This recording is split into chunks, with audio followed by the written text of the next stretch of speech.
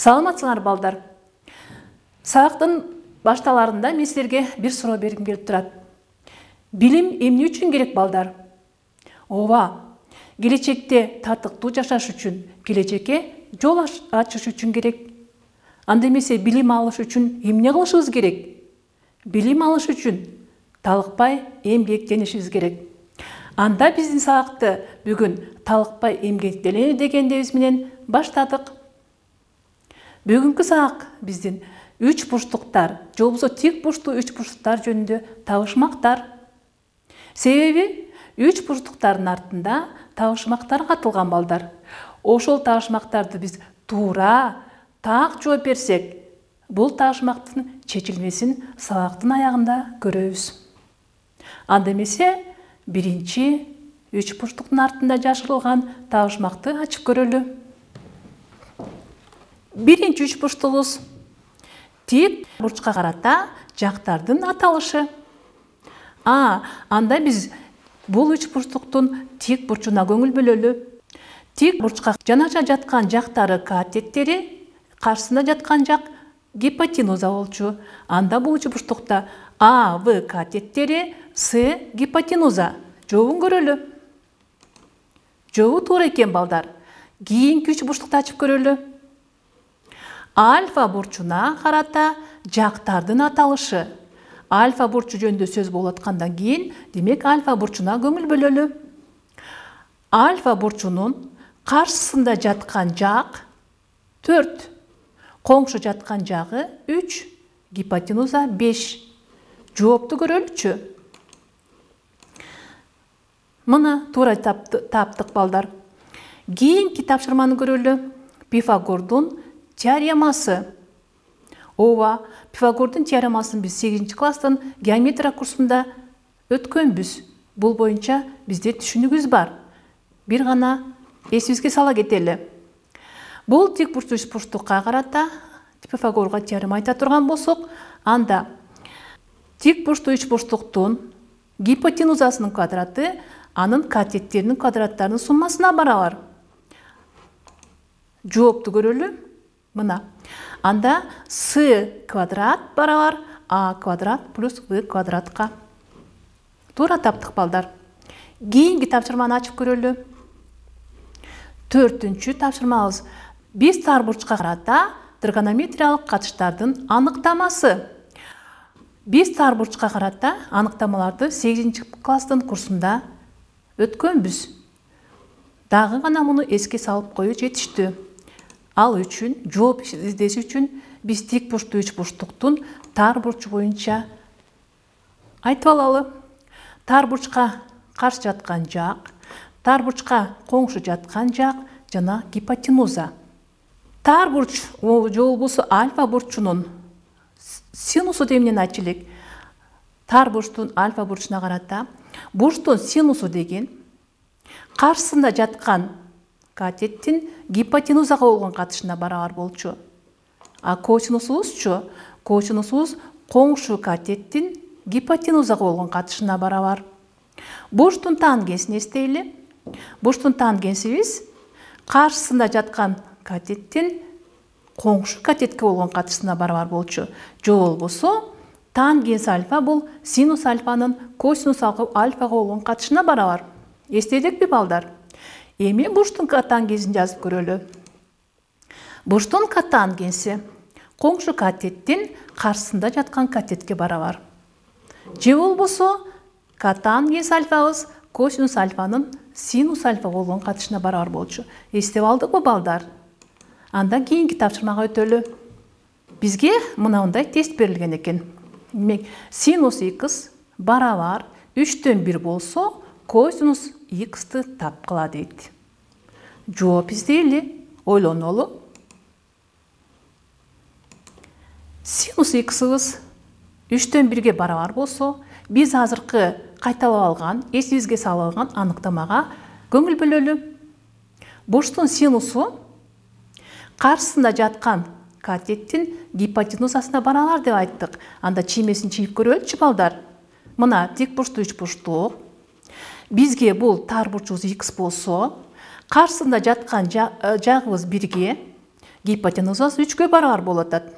Анда экинчи катетибиз белгисиз болуп атпайбы? Анда белгисиз жакты биз А деп белгилеп коелу. Пифагордун теоремасын колдонуп, бизде гипотенуза жана бир катети белгилүү болсо, экинчи катетин таап алабыз Пифагордун теоремасын пайдаланып. Анда А квадрат плюс 1-дин квадраты барабар 3-дүн квадратына. Бул жерден А квадратты таап алсак, 1-дин квадраты 1-ге барабар, 3-дүн квадраты 9-га барабар. А квадрат таап койсок, 9-дан 1-ди алсак, башкача айтканда 8-ге барабар. А квадраты 8-ге барабар болсо, анда A'быз тамырасында 8-ге. Мына издеп аткан экинчи катетин таап алдык. A'быз экинчи катетибиз тамырасында 8-ге бар экен. Бизге суроо бирок косинус x'ти тапкыла дебеди беле. Анда бурчтун косинусун эстеп коелу. Бурчтун косинусу жанаша жаткан катеттин гипотенузага болгон катышы. Жанаша жаткан катетибиз тамырасында 8 болсо, гипотенуза 3 болсо, косинус x'ыбыз ооба балдар 8 тамырасында 8 бөлүнгөн 3-кө барабар. Демек жообун таап алдык. Бул берилген тапшырмадагы В варианты туура экен. Кийинки тапшырманы көрөлүчү. Каалагандай бурчтун синусу, косинусу, тангенси жана котангенси дейт. Бул боюнча силер түшүнүңөр барбы балдар? Жок, биз буга чейин тар бурчтар үчүн бул тригонометриялык катыштардын аныктамасын жазганбыз, эстеп да алдык. А каалаган бурч үчүн биз билбейбиз. Анда бул бизге бүгүн жаңы тема болсун. Анда бүгүнкү биздин жаңы темабыз каалагандай бурчтун синусу, косинусу жана котангенси. Ал үчүн жакшылап конт коюп карап туралы, координаталык тегиздик чыгып алалы. Координаталык тегиздин координата башталышы О чекити. Абсцисса огунан кандайдыр бир А чекитин белгилеп алалы. О А радиуска барабар болгон айлана жүргүзөлү. Бул бирдик айлана деп аталат. Эмне үчүн? Себеби радиусубуз 1-ге барабар. ОА баштапкы радиус. Себеби ОА радиусубуз абсцисса огуна дал келип атат. Ошондуктан баштапкы радиус деп кабыл алалы. Эми биз ушул баштапкы ОА радиусун сааттын жебесине карама каршы бурчка буруп, ОВ радиусун алдык. ОВ бул радиус. ОВ радиусту биз кыймылдагы радиус деп атап коебуз. Эмне үчүн? Себеби биз баштапкы ОА радиусун кандайдыр бир бурчка бурууда ОВ радиусун алып атабыз. Ошондуктан ОВ кыймылдагы радиус деп аталат. Эми каралачы балдар, могу В чекитинен абсцисса огуна перпендикуляр түшүрүп алалы. Биз айтпадыкпы? Биз буга чейин тар бурч үчүн жазганбыз аныктамаларды. Эми бүгүн тар эмес бурч, же болбосо альфа бурчубуз минус чекиттен плюс чекитке чейинки аралыкта камтылган. Кесилиш чекитин С менен белгилейли. ОВС дик бурчтуу үчтүк бурчтук. Анын бир жагы абсцисса огуна туура келип аткандыктан X, экинчи жагы Y. Себеби биз В чекитинен ординат огуна перпендикуляр түшүрсөк, анда ошол аралыкка В, С аралыгы барабар болот. Эми калганын мына каралачы, дик бурчтуу үч бурчтук, тар бурч боюнча силер аныктаманы билесиңер да, жана өтүлгөн аныктамаларды пайдаланып, 7-чи тапшырманы аныктамасын айтып көргүлөчү балдар. Кезек силерде. Кана ойлонолу. Анда бурчтун синусу каршысында жаткан жактын гипотенузага болгон катышы, же болбосо Y-тын R'ге болгон катышы. Мен башында айтып кетпедимби силерге? R 1-ге барабар деп. Анда Y-ты 1-ге бөлсөк, Y-га барабар. Же болбосо синус альфабыз Y-га барабар экен. Эми бурчтун косинусун жазып көрөлү. Бурчтун косинусу жанаша жаткан жактын гипотенузага болгон катышы, же болбосо X-тын R'ге болгон катышы. X-ты 1-ге бөлсөк дагы, анда X-га барабар. Косинус альфабыз X-га барабар. Мындан эмнени көрүп атабыз? Y ордината огуна синус альфа туура келип атат, абсцисса огуна косинус альфа туура келип атат. Анда координаталык окко белгилеп коелучу. Мына x абсцисса косинус альфа абсциссага туура келди. Y адината синус альфабыз адинатага туура келди. Тангенс альфабыз y-тын x-ка болгон катышына, ал эми котангенс альфабыз x-тын y-ка болгон катышына барабар. Карагылачы балдар, өзүңөр эле аныктама чыгарып алдыңар. В чекитин координатасы x y-ка барабар. Мына. Эми биз бирдик айлана сызалы жанагындай эле. Айлана бүт бойдон толук айланганда 360 градуска барабар экендигин билебиз. Анда мен силерге эң жөнөкөй эсиңерге сактап калуу бир жолдорун көрсөтүп бергенге аракет кылайын. Ушул айлананы 30 градустук бурчтарга бөлүп чыгалы. Же болбосо 360 градусту 30 градустан бурчтарга бөлсөк, канча бөлүккө бөлүнөт? 12 бөлүккө бөлүнөт.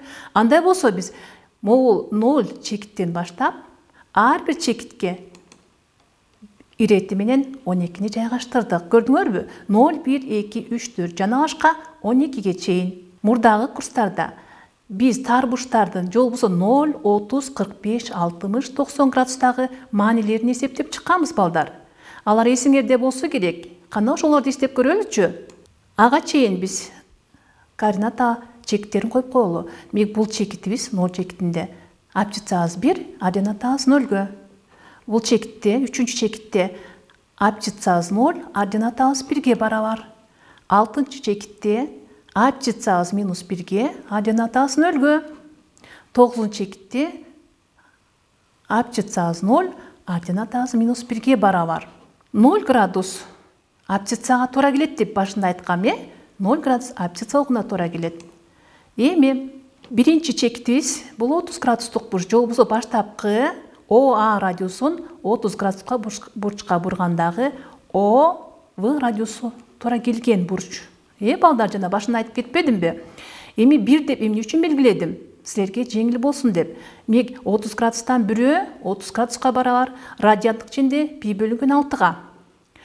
30 градустан өкө, же болбосо биз башта функцияны мына бул экинчи чекитке чейин буруп келсек 60 градуска барабар. Же болбосо 30ду 2-ге көбөйтүп койсок 60-ка. А π бөлүнгөн 6-ны 2-ге көбөйтүп койсок π бөлүнгөн 3-кө. Эми 3-чү чекитибиз, демек 30 градусту 3-кө көбөйтсөк 90, π бөлүнгөн 6-ны 3-кө көбөйтсөк π бөлүнгөн 2. Ал эми бул 90 градустун тең жарымы 45 градуска барабар. Эми маанилерин эстей алдыкпы? Жанадан ойлондук, балдар.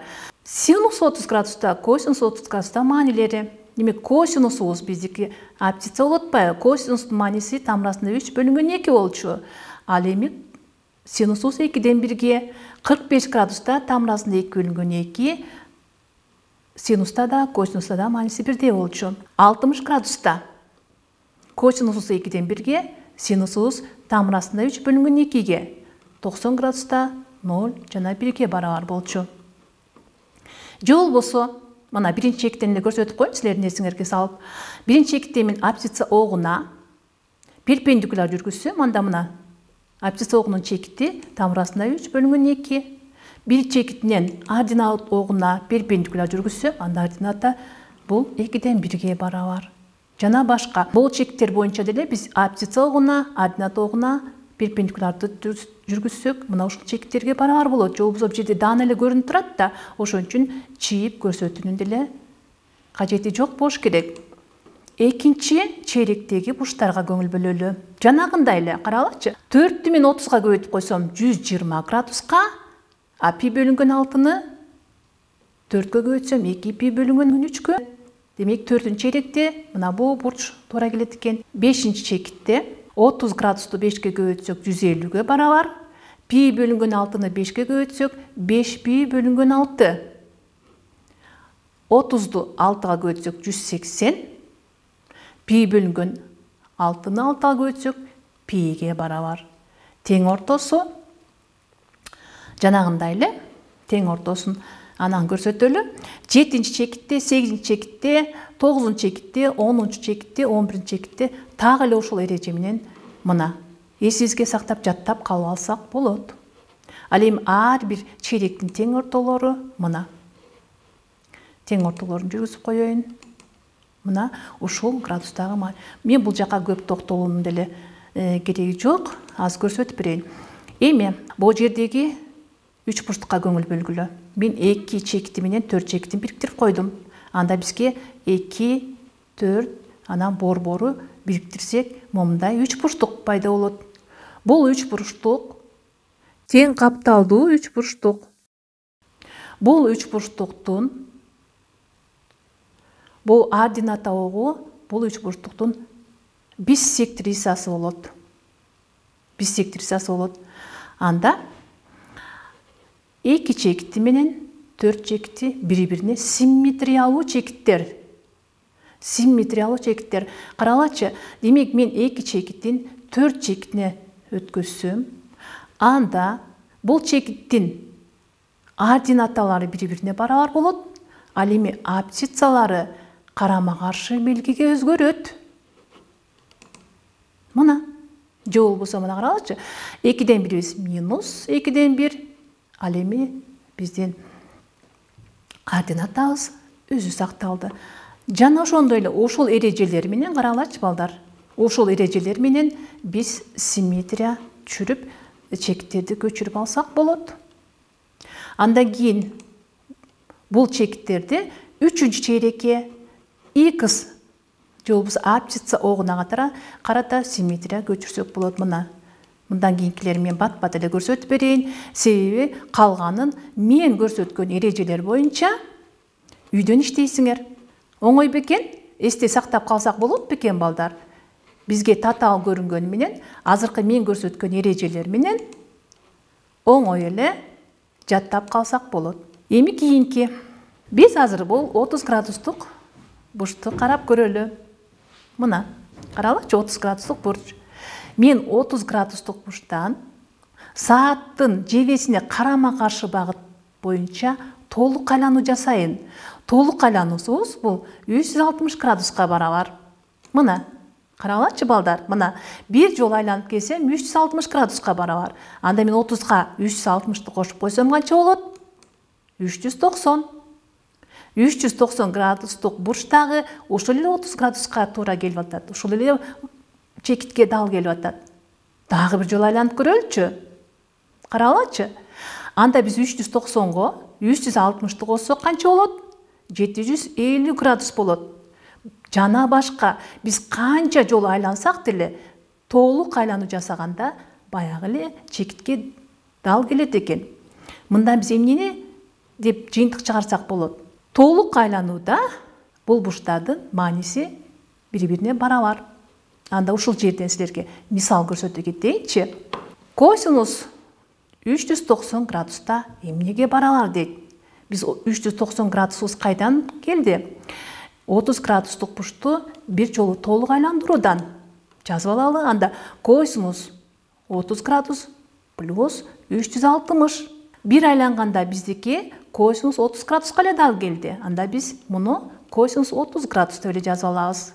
А косинус 30 градустагы маанибиз эмнеге барабар балдар? Таблицаны эмне үчүн мен силердин эсиңерге салдым?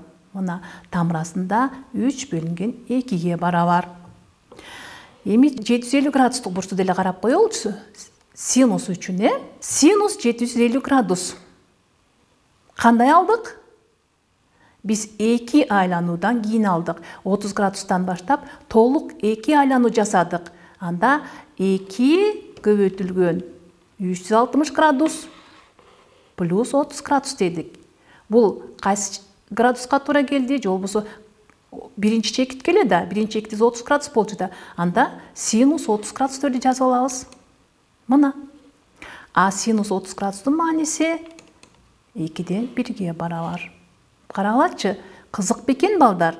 Абдан кызык экен. Кийинки 3 бурчтуктун жандырмагын чечкенге аракет чоңдугу минус 100, 320 градус болгон бурчтардын ар бири кайсы чейректин бурчу болот дейт. Чыгарып көрөлү. Минус 100 градус. Чийимиге көңүл буралы. Биз сааттын жебесине карама каршы багытты көздөй жылдык эгерде бурчубуз оң болсо. Эгерде бурчубуз минус болсо, анда силерге эскертип кетейин. Сааттын жебеси боюнча жылабыз. Мына 0 градустан баштап, сааттын жебеси боюнча 100 градустук бурчка жылдыралы. Бул 3-чү чейрекке туура келип калат экен. Анда минус 100 градусубуз 3-чү чейректин бурчу болуп эсептелинет экен. 320 градусту көрүп көрөлүчү. 320 градусубуз бул сааттын жебесине карама каршы жылабызбы, балдар, же сааттын жебеси боюнча жылабызбы? Жок. Бул 320 градусубуз плюс болгондуктан сааттын жебесине карама каршы багыт боюнча 320 градуска жылдырабыз. Анда бул 320 градусубуз көрүнүп тургандай 4-чү чейректин бурчу болуп эсептелинет экен. Эми тагышмактын жандырмагын көрүп көрөлүчү. Мына бардык тагышмактарды биз чече алдык. Биз келечекке жол салыш үчүн бизге билим керек дебедиңер беле? Мына бул силерге биринчи кадамыңар. Турмушка аттанган жолчоңор болсун, мондай сулуу жолчу пайда болуптур. Демек, алдыга дайыма билим алыш үчүн биз дайыма аракеттенишибиз керек, чарчабашыбыз керек, балдар. Эми силерге үй тапшырма. Жана мен айтпадымбы башында, таблицаны толтуруп, ошону жаттап, эсиңерге сактап калгыла. Ушу менен биздин сабагыбыз аякталды, балдар. Эмки сабакка чейин саламатта калгыла.